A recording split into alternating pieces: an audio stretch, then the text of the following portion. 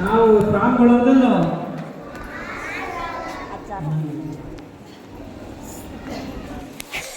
ಈಗ ನಿಮ್ಗೊಂದು ಪ್ರಶ್ನೆ ಇದೆ.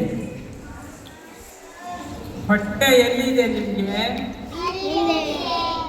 ಇಲ್ಲ. ಹೊಟ್ಟೆಗೆ ನೀವು ಇವತ್ತು ಬೆಳಗ್ಗೆ ಎಲ್ಲ ನಾಷ್ಟ ಮಾಡಿ ಬಂದಿದ್ದೀರಾ? ಕೆಲವರು ಇಡ್ಲಿ ತಿಂದು ಬಂದಿರಿ, ಕೆಲವರು ದೋಸೆ ತಿಂದು ಬಂದಿರಿ, ಕೆಲವರು ಉಪ್ಪಿಟ್ಟು ತಿಂದು ಬಂದಿರಿ, ಕೆಲವರು ಅವಲಕ್ಕಿ ತಿಂದು ಬಂದಿರಿ. ಹೊಟ್ಟೆಗೆ ಏನ್ ಬೇಕು? ಅನ್ನ ಬೇಕು, ಊಟ ಬೇಕು. ಹೌದಲ್ವಾ? ಊಟ ಮಾಡಿದ್ರೆ ನಾವಿಲ್ಲಿ ಬರ್ಲಿಕ್ಕೆ ಆಗ್ತದೆ, ಇಲ್ಲ ಅಂದ್ರೆ ಬರಕ್ಕಾಗೋದಿಲ್ಲ. ಆಯ್ತು.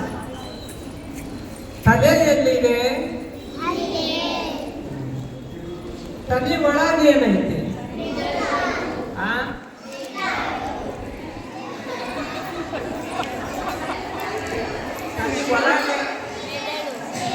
ತಲೆ ಹೊರಗಲ್ಲ, ತಲೆ ಒಳಗೆ ಮೆದುಳೈತಾ? ಮೆದುಳೈತಲ್ಲ, ಅದರೊಳಗೆ ಮೆದುಳಿಗೆ ಏನ್ ಬೇಕು? ಬುದ್ಧಿ ಬೇಕು. ಬುದ್ಧಿ ಐತಲ್ವ? ಆ ಬುದ್ಧಿ ಏನ್ ತಂದ್ರೆ ಬರ್ತಿದೆ ಗೊತ್ತಾ? ಓದು. ಅಕ್ಷರ ಇದೆ ಅಲ್ವಾ ಅಲ್ಲಿ? ಅ ಆ ಇ ಈ 1 2 3 4 ಇವೆಲ್ಲ ಎಲ್ಲಿದಾವೆ? ಮೆದುಳಿನಲ್ಲದವಲ್ವಾ? ತಲೆ ಒಳಗೆ ಮೆದುಳು, ಮೆದುಳಿನಲ್ಲಿ ಇದೆಲ್ಲ ಇದೆ. ಇದನ್ನ ಯಾರು ಕಲಿಸ್ತಾರೆ ನಿಮಗೆ? ಟೀಚರ್ ಕಲಿಸಿದ್ದಕ್ಕೆ ನಿಮ್ಮ ಮೆದುಳಿಗೆ ಅವೆಲ್ಲವೂ ಕೂಡ ಕೂತ್ಕೊಂಡಿದ್ದಾವೆ ಹೋಗಿ. ಹೌದಾ? ಅದಕ್ಕೆ ನೀವು ಬುದ್ಧಿವಂತರಾಗೋದು ಅಲ್ವಾ? ಬುದ್ಧಿ ಎಲ್ಲಿದೆ? ಮೆದುಳಿನಲ್ಲೇ ಇದೆ. ಮೆದುಳಿನೊಳಗೆ ಇವೆಲ್ಲ ಇದ್ದದ್ದಕ್ಕೆ ನೀವು ಬುದ್ಧಿವಂತರಾಗಿದ್ದೀರಿ, ಬುದ್ಧಿ ಆಗಿದ್ದೀರಿ ಅಲ್ವಾ? ಇದನ್ನು ಕಲಿಸಿದವರು ನಿಮ್ಮ ಟೀಚರ್ ಅಲ್ವಾ? ಹೊಟ್ಟಿಗೆ ಅನ್ನ ಬೇಕು, ಮೆದುಳಿಗೆ ಬುದ್ಧಿ ಬೇಕು. ಅದನ್ನು ಕಲಿಸಿದವರು ನಿಮ್ಮ ಗುರುಗಳು.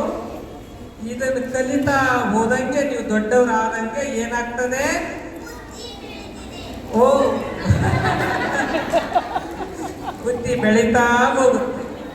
ಆಮೇಲೆ ನೀವು ಹೈಸ್ಕೂಲ್ಗೆ ಹೋಗ್ತೀರಲ್ವಾ?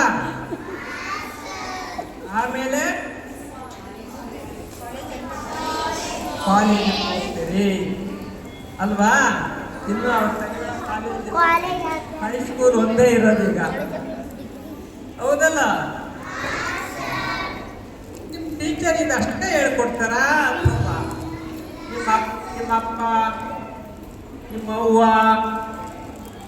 ಅಪ್ಪ ಅಂದ್ರೆ ಯಾರು ಗೊತ್ತಾ? ಯಾರು?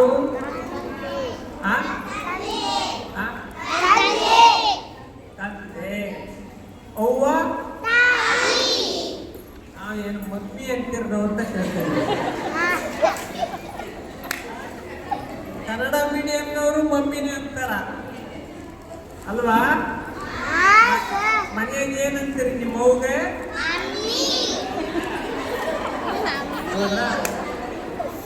ಇನ್ನು ಮೇಲೆ ಏನು ಹೇಳ್ಬೇಕು?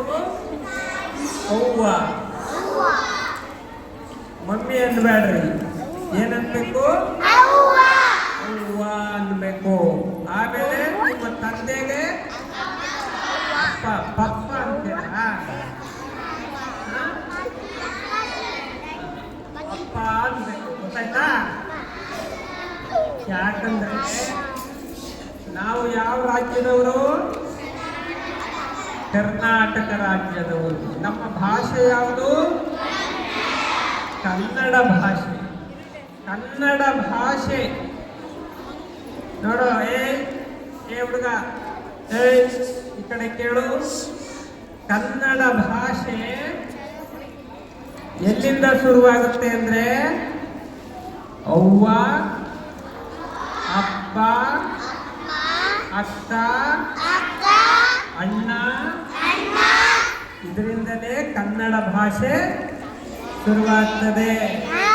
ಅದಕ್ಕೆ ನೀವೆಲ್ಲರೂ ಕನ್ನಡವನ್ನ ಬಹಳ ಚೆನ್ನಾಗಿ ಕಲಿಬೇಕು. ಕನ್ನಡವನ್ನ ಚೆನ್ನಾಗಿ ಕಲಿಯೋ ಸಲುವಾಗಿಯೇ ನೀವು ಕನ್ನಡ ಮಾಧ್ಯಮ ಶಾಲೆಗೆ ಸೇರಿ, ಹೌದಲ್ವಾ? ನೀವೆಲ್ಲ ಚೆನ್ನಾಗಿ ಕಲೀರಿ. ನಿಮ್ಮ ಮನೆಯೊಳಗೆ ನಿಮ್ಮವ್ವಾರು ಹೇಳಿದ ಮಾತು ಕೇಳ್ತೀರಾ? ನಿಮ್ಮವ್ವ ಏನ್ ಹೇಳ್ತಾರೆ? ಒಂಚೂರು ಕಸ ಹುಡುಗಮ್ಮ ಅಂತ ಹೇಳ್ತಾರಲ್ವಾ? ಕಸ ಹುಡುಕ್ತಿರ್ತಾನೆ. ನೀವು ಹುಡುಗರು ಕಸ ಹುಡುಕ್ತೀರಿ? ಹುಡುಕ್ತೀರಾ? ಎತ್ತರಿ ನೋಡೋಣ, ಎಷ್ಟು ಜನ ಕಸ ಹುಡುಕ್ತೀರಿ? ಓ, ಎಲ್ಲರೂ ಹುಡುಕ್ತೀರಾ? ಒಳ್ಳೆ ಹುಡುಗರು, ನೀವೆಲ್ಲ ಒಳ್ಳೆ ಹುಡುಗರು, ನೀವೆಲ್ಲ ಒಳ್ಳೆ ಹುಡುಗರು. ಪ್ರೈಸ್ ಕೊಡಬೇಕು ನಿಮಗೆಲ್ಲ, ಪ್ರೈಸ್.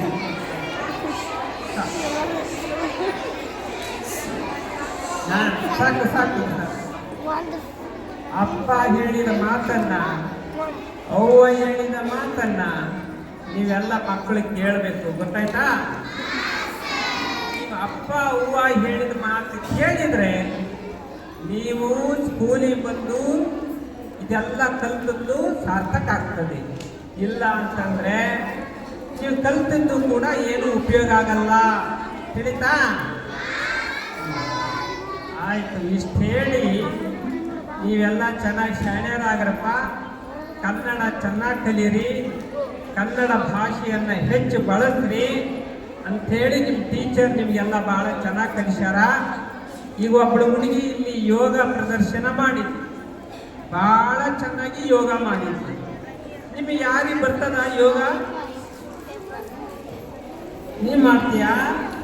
ಯೋಗ ಮಾಡ್ತೀಯಾ? ನೋಡು, ಆ ಹುಡುಗಿ ಯೋಗ ಕಲಿಸ್ತಿದ್ದಾಳಲ್ಲ, ಎಷ್ಟು ಚಂದಾಗಿ ಯೋಗ ಮಾಡಿದ್ದು. ನೀವು ಕಲಿಯೋ ಪ್ರಯತ್ನ ಮಾಡಬೇಕು. ಆಮೇಲೆ ಇಲ್ಲಿ ಮೊದಲು ನೃತ್ಯ ಮಾಡಿದ್ದು ಸಾಕವೇ, ತುಂಬ ಚೆನ್ನಾಗಿ ನೃತ್ಯ ಮಾಡಿದ್ದು. ಆದರೆ ಮಧ್ಯದಲ್ಲೇ ಅದು ಸ್ವಲ್ಪ ಏನೋ ಹೆಚ್ಚು ಕಡಿಮೆ ಆಯಿತು, ಅದಕ್ಕೆ ಅದು ನಿಂತೋಯ್ತು.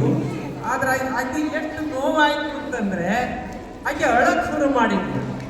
ಅಂದರೆ ಆ ನೃತ್ಯ ಎಷ್ಟು ಕಷ್ಟಪಟ್ಟು ಕಲ್ತಿದ್ದಾಳೆ, ಎಷ್ಟು ಚೆನ್ನಾಗಿ ಮಾಡಿದ್ದು. ನಾನು ಪೂರ್ತಿ ಮಾಡೋಕ್ಕಾಗಲಿಲ್ಲಲ್ಲ ಅಂತ ಆಕೆ ಮನಸ್ಸಿಗೆ ನೋವಾಯಿತು. ಇದು ನಿಜವಾಗ್ಲೂ ಕೂಡ ಕಲಿತ ವಿದ್ಯೆಯನ್ನ ನಾವು ಕೊನೆವರೆಗೂ ಉಳಿಸ್ಕೋಬೇಕು ಅನ್ನುವಂಥ ಪ್ರಯತ್ನ ಇದೆಯಲ್ಲ, ಆಕೆ ಅದು ಬಹಳ ಚೆನ್ನಾಗಿ ಈ ನೃತ್ಯವನ್ನು ಮಾಡಿ. ನೀವೆಲ್ಲ ಮಕ್ಕಳು ನಮ್ಮ ದೇಶದ ಬಹುದೊಡ್ಡ ಆದರ್ಶ ಪುರುಷರು, ಧೀರರು, ಶೂರರು, ಕವಿಗಳು, ಗೊತ್ತಾಯ್ತಾ? ಇವರೆಲ್ಲರನ್ನು ಕೂಡ ಮಾತೆಯರದು, ಅಕ್ಕ ಮಹಾದೇವಿ ಇರ್ಬೋದು, ಝಾನ್ಸಿ ಇರ್ಬೋದು, ಅವರೆಲ್ಲರದನ್ನು ಕೂಡ ನೀವು ಪಾತ್ರವನ್ನು ಮಾಡಿ ತೋರಿಸಿದ್ರಿ. ಅವರೆಲ್ಲ ಭಾಳ ನಮ್ಮ ದೇಶದ ಬಹುದೊಡ್ಡ ಆದರ್ಶ ವ್ಯಕ್ತಿಗಳು. ಇವತ್ತು ಆ ವೇಷವನ್ನು ಹಾಕಿ ಆ ಪ್ರದರ್ಶನವನ್ನು ಮಾಡಿದ್ರಲ್ಲ ಮಕ್ಕಳು, ಅದು ಕೂಡ ಬಹಳ ಚೆನ್ನಾಗಿತ್ತು. ನಮ್ಮ ಟೀಚರ್ಸ್ ಎಲ್ಲ ಭಾಳ ಪರಿಶ್ರಮ ಪಟ್ಟು ಮಕ್ಕಳಿಗೆ ಈ ರೀತಿಯಾದ ಎಲ್ಲ ಸಂಸ್ಕೃತಿಯನ್ನು ಮಕ್ಕಳಿಗೆ ಕಲಿಸಿದ್ದಾರೆ ಅಂತ ಹೇಳ್ತಾ, ತುಂಬ ಚೆನ್ನಾಗಿ ನೀವೆಲ್ಲ ಇದನ್ನು ಏರ್ಪಾಡು ಮಾಡಿರಿ. ನಮ್ಮ ಪ್ರೈಮರಿ ಗಂಗೂಲಿಯವರೇ, ನಾವು ನಮ್ಮ ಸ್ಕೂಲ್ ಕಾಲೇಜುಗಳು ಇದಕ್ಕೆ ಏನಂತೀರಿ, ಗ್ಯಾದರಿಂಗಿಗೆ ನಾವು ಏನು ವಾರ್ಷಿಕೋತ್ಸವಕ್ಕೆ ಹೋಗ್ತೀವಿ. ನಮಗೆ ಸಿಂಹಾಸನ ಹಾಕಲ್ಲ, ಸಿಂಹಾಸನ ಹಾಕಲ್ಲ ರಾಜವ್ರೆ, ಯಾಕಂದ್ರೆ ನಾವು ಬ್ಯಾಡ ಅಂತಲೇ ಇಲ್ಲ, ನಾವೇ ಹೇಳಿಲ್ಲ ಅದಕ್ಕೆ ಹಾಕಲ್ಲ. ಆಗ ನಾವು ಬ್ಯಾಡ ಅಂತ ಸಿಂಹಾಸನ ಹಾಕ್ಬಿಟ್ರ ಅಂದರೆ ತುಂಬ ವಿಧಾನ ಇಟ್ಕೊಂಡು ಗುರುಗಳು ಇದ್ರ ಮೇಲೆ ಕುತ್ಕೋಬೇಕು ಅಂತೇಳಿ ನಮ್ಮ ಶಾಲೆಯ ಮುಖ್ಯಸ್ಥರು ಎಲ್ಲ ಮಾತೆಯರು ತುಂಬ ಚೆನ್ನಾಗಿ ಇದನ್ನು ಏರ್ಪಾಟು ಮಾಡಿದ್ದೀನಿ. ಕಾರ್ಯಕ್ರಮನೂ ಕೂಡ ಭಾಳ ಚೆನ್ನಾಗಿ ಮಾಡಿದ್ದೀರಿ. ನಮ್ಗೆ ಭಾಳ ಸಂತೋಷವಾಗಿದೆ. ಆದ್ದರಿಂದ ಅವರೆಲ್ಲ ಏನು ಮಾಡ್ತಾರಲ್ಲ ಅದಕ್ಕಿಂತಲೂ ನೀವು ಭಾಳ ಚೆನ್ನಾಗಿ ಮಾಡಿದ್ದೀರಿ ಅಂತ ನಮ್ಗೆ ಅನ್ನಿಸ್ತದೆ. ಭಾಳ ಖುಷಿಯಾಗಿದೆ ಅಲ್ವಾ? ತುಂಬ ಚೆನ್ನಾಗಿ ಮಾಡ್ತಾರೆ. ಆದ್ದರಿಂದ ಮಕ್ಕಳಿಗೂ ಕೂಡ ತುಂಬ ಚೆನ್ನಾಗಿ ಕಲಿಸ್ತಾ ಇದ್ದೀರಿ ಅಂತ ನಮಗೆ ಮನವರಿಕೆ ಆಗಿದೆ ಅಂತ ಹೇಳ್ತಾ ನಿಮಗೆಲ್ಲ ಒಳ್ಳೆಯದಾಗಲಿ. ಇದೇ ರೀತಿ ಕಾರ್ಯಕ್ರಮಗಳು ಶೈಕ್ಷಣಿಕ ಗುಣಮಟ್ಟ ಸದಾಕಾಲ ಕಾಯ್ಕೊಂಡು ಹೋಗ್ರಿ ಅಂತ ಹೇಳಿ ನಿಮಗೆಲ್ಲರಿಗೂ ಕೂಡ ಗುರುಸಿದ್ದೇಶ್ವರರ ಹಿಂದಿನ ಜಗದ್ಗುರುಗಳು ಗಂಗಾಧರ ಜಗದ್ಗುರುಗಳವರ ಆಶೀರ್ವಾದ ಎಲ್ಲರ ಮೇಲೂ ಇರಲಿ ಅಂತ ಹಾರೈಸಿ ನಮ್ಮ ಮಾತನ್ನು ಮುಗಿಸ್ತಾ ಇದ್ದೇವೆ.